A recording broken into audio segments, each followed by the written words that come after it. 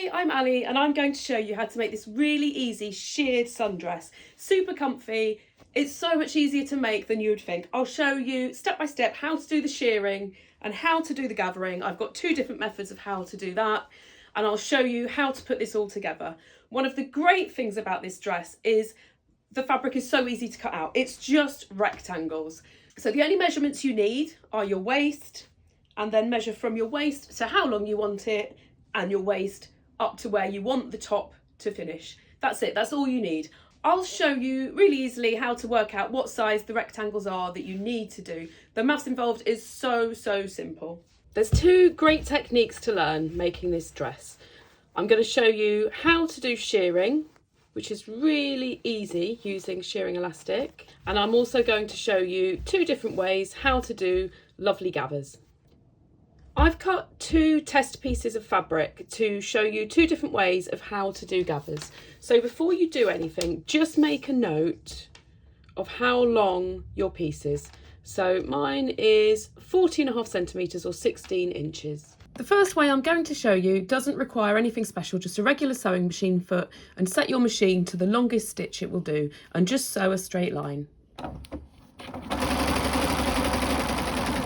And then next to that, just sew another straight line 2 or 3 millimeters from the first one. The reason for doing 2 rows is to stop it curling up. You don't have to, but I just find that it makes it a bit easier. So what you need to do is grab the top threads from that row of stitching and hold on to those, and then just ease your fabric along and put your gathers in. So you can gather it as much or as little as you want to. And then once you've pulled it a little bit, you can just even the gathers out to however you want to have them.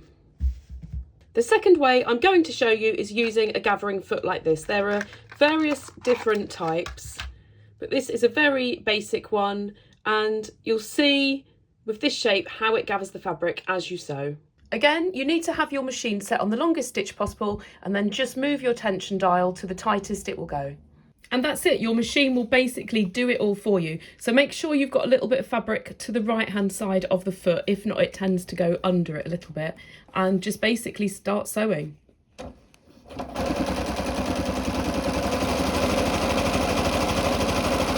And that's the machine gathers done. So you can change how much it gathers by varying the tension and the stitch length. So the shorter the stitch length goes, the less this is going to gather up. So you just need to decide how gathered you want your dress to be. I'm now going to show you how to do shearing. Even if you've done it before, I always advise to do a test piece on the actual fabric you're using, because every fabric is going to gather slightly different. You want to work out how far you want your rows spaced apart, and you need to know how much it gathers up as well to know how wide to make your dress. So you're going to need some shearing elastic, and you need to hand wind it onto the bobbin. Don't do it on the machine because it will stretch it as it goes. So just hand wind it on so it's not stretching as you put it on. Just put your bobbin in the same way you always would, and then draw your thread up.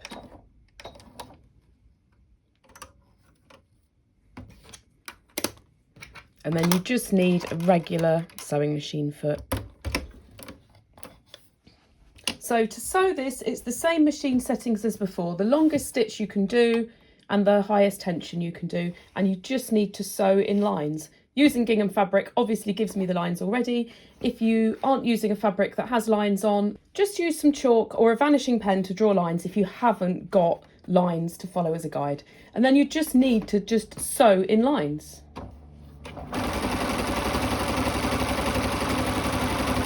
When you start a new row, just make sure you've got a fair bit of the elastic coming out from underneath.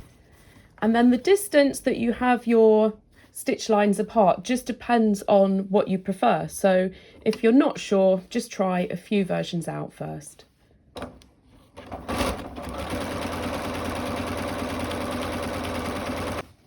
And just sew 5 or 6 lines just to get an idea for this tension swatch.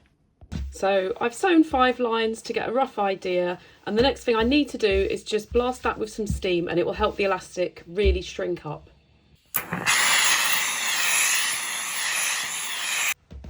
And that's my shearing sample done. So the purpose of this really is to just decide how far apart you want those lines, and you can work out what size you want your dress. It depends how tight you want that fitted around you. You now need to work out how wide to make your dress. So you don't want this to be too stretched because then you'll lose the nice effect. So I always like it to be just very slightly stretched on my waist, and then it'll be more stretched on my bust. So what I do is I take my waist measurement, I take off 1.5 inches or 5 centimetres, and then I divide that by 2. And that's the width that I want my dress once it's gathered up. But I need to know how wide the fabric is before I gather it up. So what you need to do from this practice piece is work out the difference. So I just want to measure the actual gathered piece. I don't want to measure to the edge here. I want to measure the difference of where it's gathered. So mark a pin at the top in the gather section.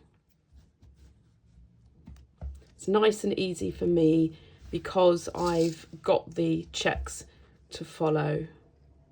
But otherwise you just need to basically measure down from the edge if you don't have that to follow. So do that on both sides.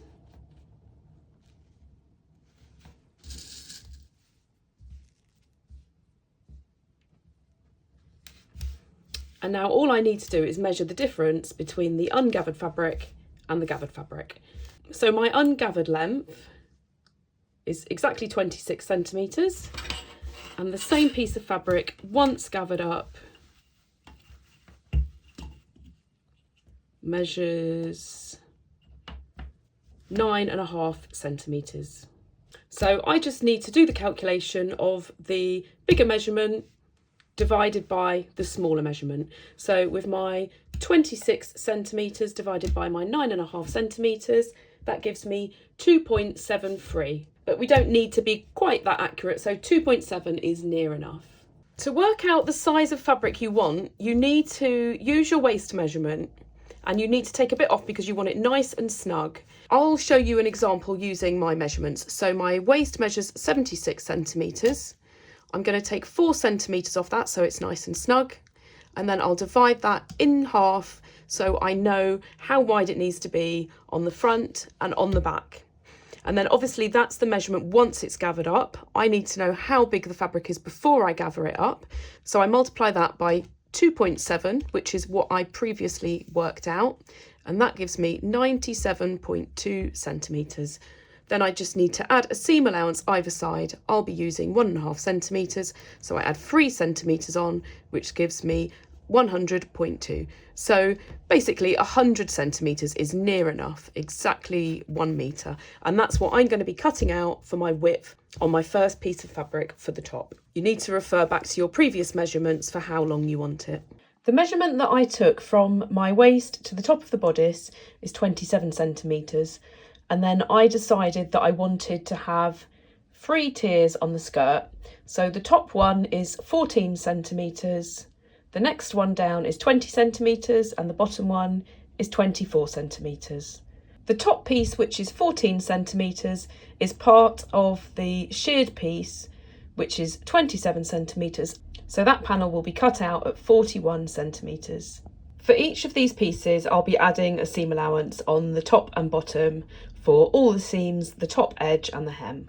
So once you start adding the tiers onto your skirt, you need to work out how big to cut these bits of fabric before they're gathered to fit onto here. So you should have made a note of how wide your piece was that you did your test piece on. Mine was 40.5 centimetres. So I now need to measure how big it is once it's gathered up. I've got a little bit at the beginning that I haven't quite gathered up, so I'll just gather that by hand to look the same. And I'm going to measure across the top when it's fully stretched out, how it will be when it's sewn on. And that measures 19 centimetres. So I just need to take the measurement before it was gathered and divide that by the measurement I have now. And that gives me, let's say 2.1, because it's near enough. So if we imagine this is my dress and this is my first piece that I've done, and this measures 100 centimetres, I need to work out how wide to cut this next piece. So all I need to do is 100 centimetres and multiply it by 2.1, which is what we just worked out from that calculation. So my next piece down needs to measure 210 centimetres. The next piece that goes on that, just multiply by 2.1 again, 441 centimetres. That's how much you need. I had a look at my measurements and thought, do you know what, this dress is going to be enormous. So I just played around on the machine and I've done another test piece. And you can see just by loosening off the tension a little bit, I went from 9 to 6, and making the stitch length a little bit shorter, I went from 5 to 4. It's made this quite a bit longer. So I'm just going to redo that calculation and work out those sizes again. So I know that this measurement was 40.5 and I need to divide that by this new measurement, how it's gathered on. I'll just pull that up a little bit because I haven't stitched right to the end, and it's about 24.5. So that gives me 1.65, which is a lot different to what I had. So if I take my top panel measurement of 100, I multiply that by 1.65, that gives me 165, and then I do it again. My piece at the bottom is now 272 centimetres, whereas it was over 4 metres. So I'm going to go with this piece. So it just shows you really need to play around before you get started. When you're cutting your pieces for your gathered sections, just cut them a little bit longer than what these measurements work out, because it's never going to sew exactly the same every time you do it. Your gathers could vary a little bit, so just cut them a little bit longer than what these measurements work out. I've now got everything cut out. So I've got 2 pieces which are for the top section, and all the shearing is going to be at the top, and then this bottom piece will be the first part of the skirt. Then I have 2 fairly long and narrow pieces, which will be the next tier down, and then 2 much longer and deeper pieces for the bottom. These ones are nearly 3 metres long. I've cut them a bit longer than they need to be, just in case they gather up slightly more than the sample I did. So we can trim them to size once it's all put together. My sewing machine is still set up from when I did my practice gathers, so I'm going to get all of these pieces stitched up first. So all 4 pieces of the bottom tiers of the skirt just need to be gathered. So I'm going to start just in from the edge, and I'm going to leave a little bit here to the side, and I'm just going to gather everything up.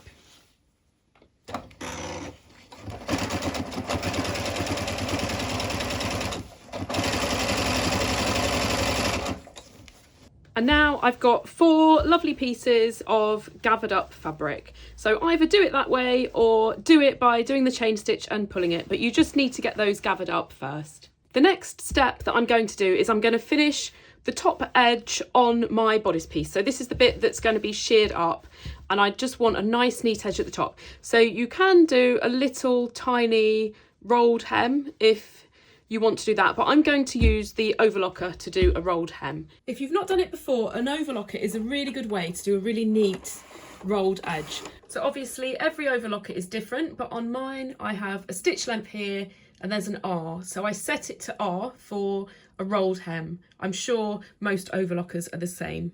And then the other thing I need to do is I need to make sure that the blade is not up here. I need to push that down, and my machine, this is a Janome machine, it has an S and an R on it, and I need to make sure that's on the R. So that's all the settings I need on my machine. I'm sure other machines are going to be very similar. And I'm just going to sew that all along my top edge for a really nice, neat finish.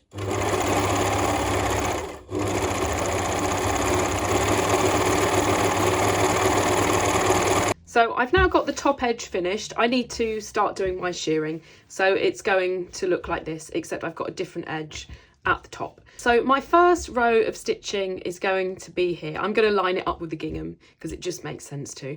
If you don't have lines to follow, just use chalk or a disappearing pen or vanishing pen, I think that's what they're called, to do that. So my rows are 2 checks apart, which measures just under 1.5 centimetres. So I know from taking the measurements that I want my bodice piece to be 27 centimetres in depth. So I just need to sew all of my lines. I'm not going to use these pins for sewing, I'm just doing these to show you. So these are all the lines that I need to do. So it's quite a few rows of shearing. If you don't want to do that much sewing, you can always space them further apart, but I really like the look when they're really close together. So once I've marked all of these out, it works out pretty well for my measurement of where I want it to finish. But what I'll do, I'll sew all of these top ones and then I'll just hold it up and see what I think, because I might, once I see it, want to make that a bit shallower or a bit higher, depending on where it sits at the top on my body. So I'm just going to sew up to about this one, and then I'll hold it up and have a look, and I'll make the judgment whether I want to carry on as I planned. And now I just need to put my machine settings back to what they were when I did my sample and just start sewing each of my lines.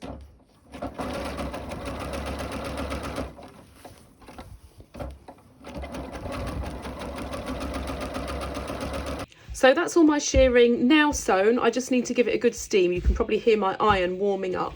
So I kept holding it up in the mirror once I got to about this point here, just to see if I liked the depth of it. I'd originally planned to stitch it to here, but I ended up going one shorter. So it's always good to hold it up and see how it looks. So the next thing is on the reverse side where the elastic is, to give it a really good steam, and then it will all pull in. One thing I like to do before I steam it is on the side where you start sewing, just pull the elastic just to tighten it up a little bit, because the beginning bit is always a little bit loose. So just work your way along and do that before you steam it. The other side should be fine. I'm not sure how well you can see it on the video, but this one has been steamed and this hasn't. It probably doesn't show up brilliantly in the video, but this just looks a lot tighter and a lot neater. That's if you see the right side. And you can see if I lay the steamed one over the other one, you can see how much it's brought it in. So just make sure you blast it with steam. If you don't have a really good steam iron, then just hold it by a kettle or a simmering pan of water, but just get some steam on that elastic because it makes a huge difference. So I now need to attach the next tier onto the skirt. So you'll remember when I cut these pieces out, I cut them longer than they needed to be, just in case the gathering came out slightly different to the sample. So I need to now put right sides together, and I'll start from the edge, and I'm simply going to sew that together with the right sides together all the way along, and then however much excess is on here, I'll just trim off. The front and the back of the dress are exactly the same, so I'll do this on both pieces. So I've got my fabric on the machine ready with the right sides together, and then I need to sew just to the left of where the gathering stitches are.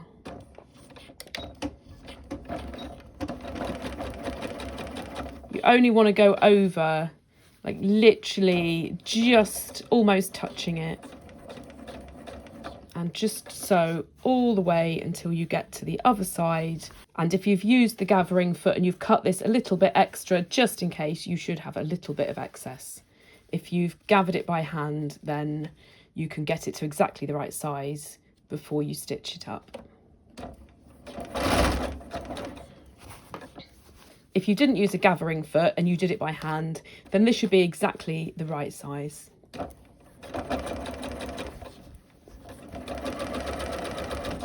I've now got that sewn on, and I have the excess, which is about what I added. So it was pretty accurate from my sample that I did, but it's always good to put a bit extra on just in case. So all I need to do is just trim this little bit of excess off. And then I need to do the same on the other piece. And then once I've done that, I'll be ready to sew the next layer on too. Now that I've got all of the layers sewn together, I can go on the inside and just overlock these seams to get rid of any of the fraying. If you haven't got an overlocker, then I would do a little zigzag stitch there, and it just holds everything together as well.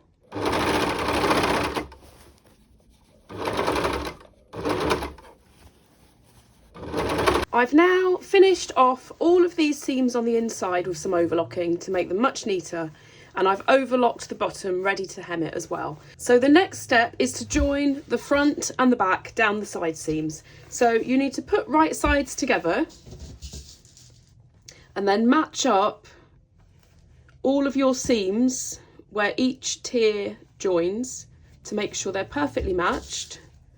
and then match up the sides where all of your shirring is. And you just need to sew from top to bottom.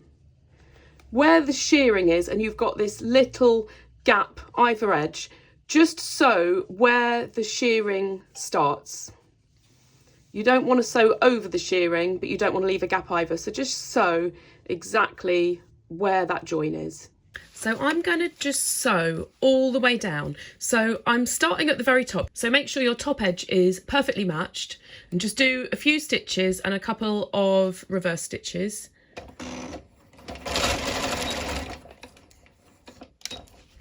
And then I'm just going to sew. I'm going to really take my time to make sure this matches up perfectly and to make sure I sew right at the join of where the shirring is and where this edge piece is. And you just want to keep everything matching up so that your shirring elastic matches front to back, so that all your horizontal lines are matched perfectly, and just keep this in the same position and just keep checking on the other side that it matches up as well. So just really take your time.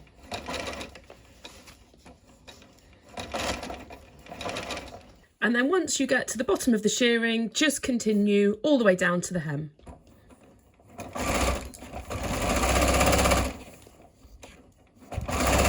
Now that this is all sewn up, I am going to take great pleasure in overlocking this and getting rid of all of these ends and making this lovely and neat on the inside.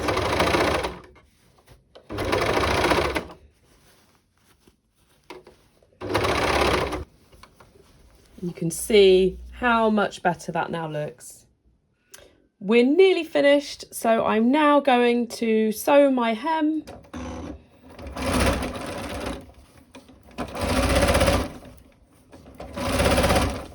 And that's my dress all put together. You can either wear it like this, or like me, you can add some straps. So I'll just show you quickly how I'm going to do that. I'm just going to make some really basic straps. So I've cut these longer than they need to be so that I can put my dress on and get them to the exact size. And I'm just going to sew down one side and then bag them out, and then I can position them on my dress and get them to size.